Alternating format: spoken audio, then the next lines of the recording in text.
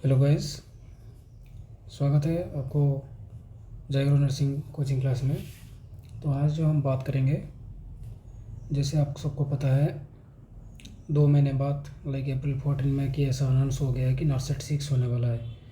तो उसके लिए हमारे एग्ज़ाम का स्ट्रैटेजी क्या रहेगा, हम उसके बेसिस में बात करेंगे। तो चलिए वीडियो में बने रहिए।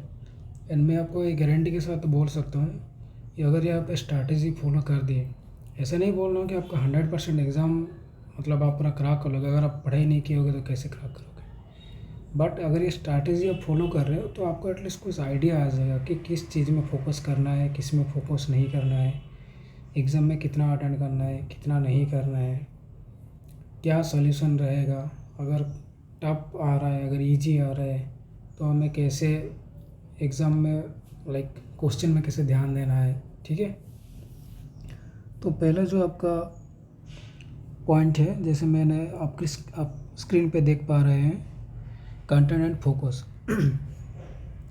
तो कंटेंट एंड फोकस में क्या होगा, अब जो ऑलरेडी पढ़ाई कर लिए ठीक है, कुछ दोबारा न्यू चैप्टर देखने का ज़रूरत नहीं है।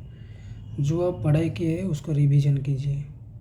रिवीजन एक मोस्ट इम्पोर्टेंट चीज़ होता है। ठीक है, रिवीजन प्लस आप अगर कहीं से कोचिंग ले रहे हैं, ठीक है, तो आप वहीं का नोट या कुछ वीडियो या बहुत सारे और भी कुछ गैजेट्स टेस्ट सीरीज़ वगैरह है तो आप वो प्रिफर कर सकते हैं। ठीक है, प्लस अगर आप वीकली आप अगर टेस्ट सीरीज़ एक देंगे तो वो आपको बहुत हेल्पफुल होगा। ठीक है, weekly at least minimum 2 test series दीजिए, 2 लाइक प्री, जैसे एग्ज़ाम पैटर्न है लाइक प्री प्लस मेंस, दोनों आप दीजिए। ठीक है,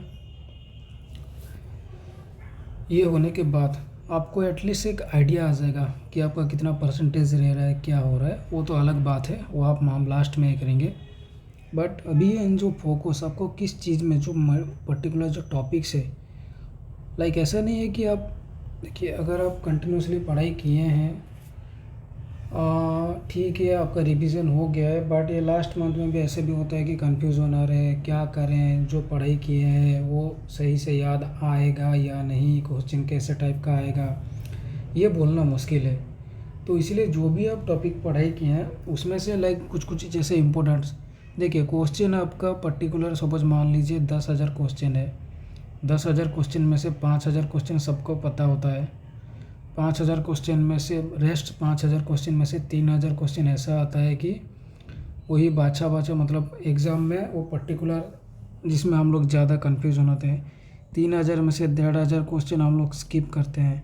नेक्स्ट जो 1,500 का जो क्वेश्चन आपका एग्ज़ाम में आता है उसमें हम लोग ज़्यादा कन्फ्यूज होते हैं। तो मेन टॉपिक जो टॉपिक्स है, मैं जो मेरा टेलीग्राम का जो लिंक है मैं उसमें से ऐड कर दूँगा। आप उसमें से चैनल ज्वाइन करने के बाद वहाँ का मैं एक PDF डाल दूँगा, आप वहीं से उठा सकते हैं नोट्स। ठीक है, कि लाइक कौन सा टॉपिक में ऊपर ज़्यादा फोकस करना है। प्लस अगर आपको कुछ टॉपिक जैसे पर्टिकुलर चैप्टर में अगर आपको डाउट है कि नहीं, मेरा सपोज आप मान लीजिए MSN का आप सब कुछ चैप्टर कवर कर लिए, लेकिन कार्डियोवास्कुलर सिस्टम और न्यूरोलॉजिकल सिस्टम में थोड़ा बहुत डाउट है, मतलब ये चीज़ में आपको, तो आप एक काम कीजिए, ये पर्टिकुलर सब्जेक्ट के ऊपर अभी के लिए थोड़ा फोकस कीजिए। ठीक है, अगर आपका ऑलरेडी रिवीजन हो गया है तो, क्योंकि ऐसा नहीं है कि ये इम्पोर्टेंट नहीं है, ये भी बहुत इम्पोर्टेंट है। अगर मान लीजिए GI से 10 क्वेश्चन आ रहे हैं, अगर कार्डियोवास्कुलर से 2 भी क्वेश्चन आ रहे हैं, तो वो 2 क्वेश्चन का इंपॉर्टेंस है बोल के मैं आपको बोल रहा हूँ। ठीक है, क्योंकि GI में आपको पता है कि मेरा हाँ ठीक है थोड़ा बहुत ईजी है, हो जाएगा, कोई बात नहीं, दोबारा रिवीजन कर लेंगे तो क्वेश्चन के साथ दोबारा आपका रिवीजन हो जाएगा। अगर आप क्वेश्चन अटेंड करने का टाइम में आपको पता चल रहा है कि नहीं मेरा GI सिस्टम ठीक, मतलब थोड़ा बहुत एटलीस्ट 90% कवरेज हो गया, बाकी 10% ठीक है, वो 10% को रहने दीजिए। क्योंकि ये 10% के चक्कर में आपका अगर ये दो, ज़रूरी नहीं है कि यहाँ से पूरा 100% क्वेश्चन आएगा। 10 से 10 क्वेश्चन हो सकता है, इसमें 7 आएगा, इसमें 2 लिखा है, अभी 5 आ जाएगा, तो क्या करेंगे फिर आप। तो इसको भी कवरेज करना है। ठीक है, ये हो गया। तो टॉपिक मैं आपको दे दूंगा, आज शाम को ही अपडेट हो जाएगा। ठीक है, रिव्यू प्रैक्टिस का तो बात कर लिए, जैसे आपको रिवीजन करना है प्लस वीकली टेस्ट सीरीज़, अभी के लिए आप वो फोकस कीजिए। ठीक है, देन टाइम मैनेजमेंट। जैसे टाइम मैनेजमेंट कैसे करेंगे, जैसे मैंने आपको ये बोला, ठीक है, जीआई सिस्टम हो गया, सीबीएस हो गया, सुबह गाइनिंग में फोकस नहीं कर पा रहे हैं आप, लाइक आपका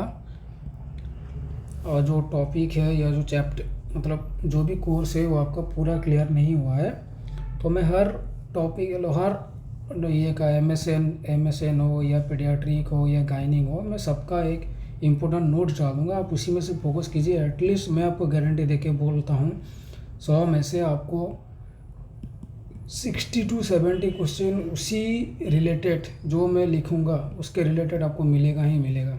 ये मेरा वादा रहा आपसे, चाहे वो प्री हो या मेंस हो, ठीक है। हो सकता है 60-70 ना हो के भी हो सकता है आपका कुछ मतलब अलग सा हो जाए, ठीक है, बट मैं इतना गारंटी दे के सकता हूँ, ज़रूरी नहीं है कि 60 to 70 में एक टारगेट दे, हो सकता है 55 आ सकता है।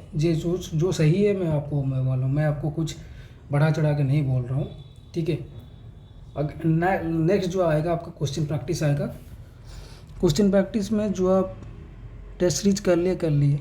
नेक्स्ट जो आएगा, अगर आपके पास टाइम है फिर भी टाइम बच रहा है तो आप एक काम कीजिए, एनक्लेक्स प्लस ये मौसबी वाला जो भी थोड़ा एनक्लेक्स पैटर्न बेस्ड है ना, आप एटलीस्ट डेली, आपको 100 क्वेश्चन करने की ज़रूरत नहीं है, क्योंकि डेली अगर आप एनक्लेक्स का 100 क्वेश्चन अटेंड करोगे ना तो आपको ये थ्योरी वगैरह देखने का भी ज़रूरत नहीं होगा।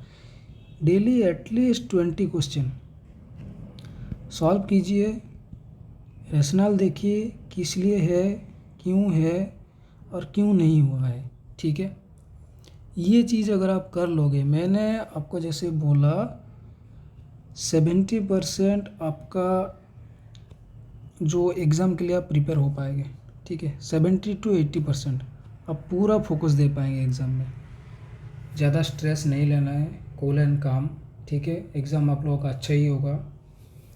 नेक्स्ट जो है मैंने आपको ये बताने वाला हूँ, आप जो एग्ज़ाम का पैटर्न, जो मतलब एग्ज़ाम में कितना क्या अटेंड करेंगे, कैसे नहीं करेंगे, मैं अभी थोड़ा बता देता हूँ। फिर भी नेक्स्ट जो वीडियो आएगा मेरा, उसमें मैं आपको और एक अच्छे से थोड़ा सा आपको प्रिपरेशन मतलब कितना अटेंड करना है, क्या नहीं करना है, मैं बता दूँगा। आप पहले ना आपका खुद का एक स्ट्रैटेजी बनाइए, ठीक है। जैसे स्ट्रैटेजी में इन द सेंस, अगर आप टेस्ट सीरीज़ अटेंड कर रहे हैं तो आपको एटलीस्ट एक आइडिया आ जाएगा कि हाँ ठीक है, मान लीजिए मेरा 100 में से 50 या 50 to 55 मार्क रह रहा है। ज़रूरी नहीं है आप मतलब 100 में से 90 क्वेश्चन ही अटेंड करें, क्या पता अभी 90 अटेंड किए उसमें से आपका 40 गलत हो गया, फिर तो पूरा माइनस हो गया, ना आपका इस तरफ ना उस तरफ, एग्ज़ाम भी गया आपका हाथ में भी, फिर से अगले साल के लिए वेट करना पड़ेगा।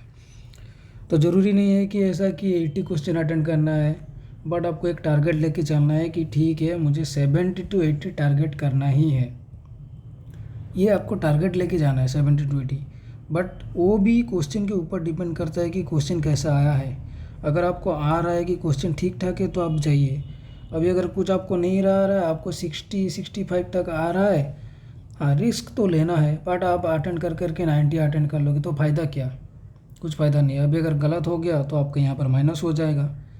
एटलीस्ट आपको टारगेट लेके चलना है कि माइनस होने के बाद भी, माइनस थोड़ा बहुत ठीक है, क्योंकि ऐसे बोल नहीं सकते कि माइनस नहीं होगा, एक दो बात ठीक है। आपको टारगेट ऐसे रखना है कि hardly hard max to max, अगर आप 75 अटेंड कर रहे हैं तो मैक्स टू मैक्स 10 गलत होना चाहिए। उससे अगर ज़्यादा गलत हुआ तो फिर आपका सिलेक्शन लेना ये मुश्किल हो जाएगा, क्योंकि अभी ये भी पता नहीं कि सीट पोजीशन कितना है, कितना आने वाला है, बट एक्सपेक्टेड ऐसे ही 1500 to 2000 मान के चलिए। अगर ज़्यादा आया तो अच्छा बात है, बट ऑलमोस्ट ऐसे ही आने वाला है, ठीक है। अगर आप 65 के सपोज मान लीजिए आप 65 अटेंड कर रहे हो, उसके ज़्यादा नहीं बढ़ रहे, तो ऐसे में तो नहीं होगा। एटलीस्ट आपको 75 तक जाना ही है, 10 क्वेश्चन आपको रिस्क लेना ही है, आपको, अदरवाइज ऐसे नहीं होगा। 65 में कुछ नहीं होने वाला है, तो ऐसे ही मान के चलिए, ठीक है। अगर आपको ऐसा भी लग रहा है कि नहीं अब मैं 65 अटेंड किया हूँ और वो 65 में से ऑल सब कुछ मेरा करेक्ट है, अगर आप उतना कॉन्फिडेंस दे के बोल रहे हैं कि 65 से 60, जो लोग अच्छे से प्रिपेयर किए हैं, मैं उन लोगों का बात तो छोड़ दीजिए, उनका हाँ ठीक है, वो लोग 80-90 अप टू अटेंड करते ही हैं उनका। हमें सिलेक्शन लेना है, रैंक नहीं लाना है। रैंक लाएंगे जब सिलेक्शन हो जाएगा तब रैंक लाएंगे फिर। तो आप एक काम कीजिए, हाथ को दोबारा नहीं चलाना है, ठीक है।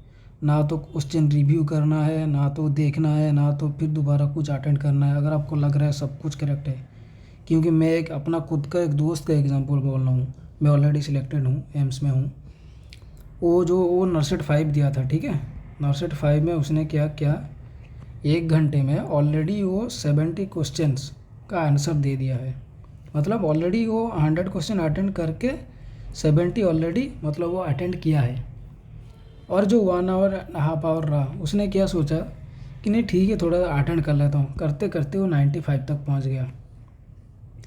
बाद में जब रिजल्ट निकला, मैं ये मेंस एग्ज़ाम का बात बोल रहा हूँ, मैं प्री का नहीं बोल रहा हूँ, मेंस का बोल रहा हूँ।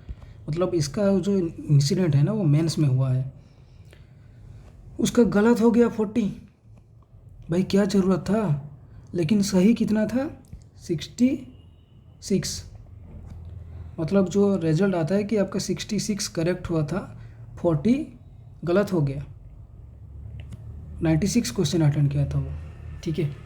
तो मतलब सोचिए अगर वो 66 करेक्ट हो रहा था तो अगर ठीक है, जैसे मैं बोला ठीक है, अगर 5 से 10 क्वेश्चन भी वो रिस्क लेता तो इतना रॉन्ग होने का चांसेस नहीं होता, उसका सिलेक्शन हो जाता।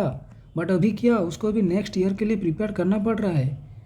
तो ऐसे अब मत सोचिए कि ठीक है हाँ मैं कर लेता हूँ, 80 to 90 बोले हैं सर, 80 अटेंड करना है, ऐसा नहीं है। आप खुद का एक स्ट्रैटेजी बना के रखिए। वो एग्ज़ाम टाइम में आपको ही डिसाइड करना है वेदर वो 60 अटेंड करना है या 90 अटेंड करना है। वो क्वेश्चन के ऊपर डिपेंड करता है, बट ज़रूरी नहीं है कि आप 60 ही अटेंड करो। ऐसे एक टारगेट दिया है कि 70 to 80, क्योंकि अगर आप 60 अटेंड किए, 60 में से 10 गलत हो गया तो फिर ऐसा हो गया कि मतलब 10 गलत होने से 53 मार्क 55 मार्क के आसपास आ गया। अभी अगर सीट ज़्यादा है तो ठीक है, मान लीजिए कि सिलेक्शन हो गया, बट ऐसा हम क्यों मतलब कन्फ्यूज़न की तरफ जाएंगे, 55 है, होगा नहीं होगा, होगा नहीं होगा। तो आपको एक मतलब खुद का ऐसा एक स्ट्रैटेजी बनाए जैसे एग्ज़ाम में फोकस हो गई, ठीक है ना। वही मैं आपको बोलना चाहता हूँ। तो आज के लिए वीडियो बस इतना ही। होपफुली आपको पूरा स्ट्रैटेजी अच्छा लगा होगा। तो नेक्स्ट मिलते हैं नेक्स्ट वीडियो में। Thank you. चैनल को लाइक कीजिए, सब्सक्राइब कीजिए। मैं आपको शेयर कर दूंगा कौन सा टॉपिक के ऊपर ज़्यादा एम्फेसिस देना है, कितना पढ़ाई करना है, क्या करना है। Thank you.